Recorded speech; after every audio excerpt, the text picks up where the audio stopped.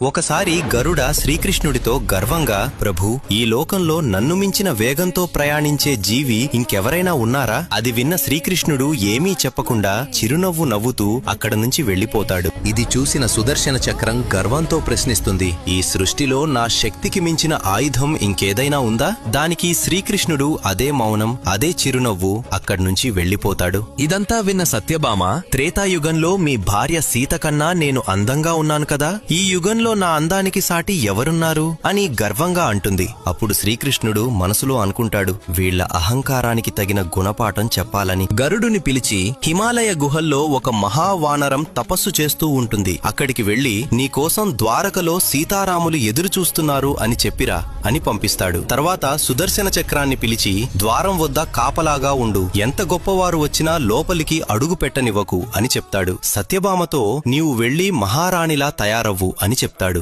గరుడ హిమాలయాలకు వెళ్లి హనుమంతుడితో శ్రీకృష్ణుడు చెప్పిన మాటలను చాలా గర్వంగా చెప్పడం మొదలు పెడతాడు. ఆ మాటలు పూర్తవక ముందే హనుమంతుడు గరుడ కంటే 1000 రెట్లు వేగంగా దూసుకెళ్తాడు. అది చూసి గరుడ ఆశ్చర్యపోతాడు. హనుమంతుడు ద్వారక చేరుకుని రామునిలా ఉన్న శ్రీకృష్ణుడి ఎదుట వాలిపోతాడు. అప్పుడు శ్రీకృష్ణుడు అడుగుతాడు, ద్వారం వద్ద నిన్ను ఎవరు ఆపలేదా హనుమా? హనుమంతుడు చిరునవ్వుతో, స్వామి, ఒక చక్రం ఆపాలని చూసింది, కాని దానితో యుద్ధం చేస్తే మీ దర్శనం ఆలస్యమవుతుందనిపించింది, అందుకే దాన్ని అమాంతం మింగేశాను అని సమాధానం చెప్తాడు. హనుమంతుడు సత్యభామ వైపు చూస్తూ, స్వామి, ఈ చెలికత్తె ఎవరు? నా సీతమ్మ తల్లి ఎక్కడ ఉంది అని అడుగుతాడు. ఇలా శ్రీకృష్ణుడు, గరుడ, సుదర్శన చక్రం, సత్యభామ గర్వములను ఒక్క హనుమంతుడితో సమాధానం చెప్తాడు. జై శ్రీకృష్ణ అని కామెంట్ చేయండి, జై బజరంగబలి అని రాయండి.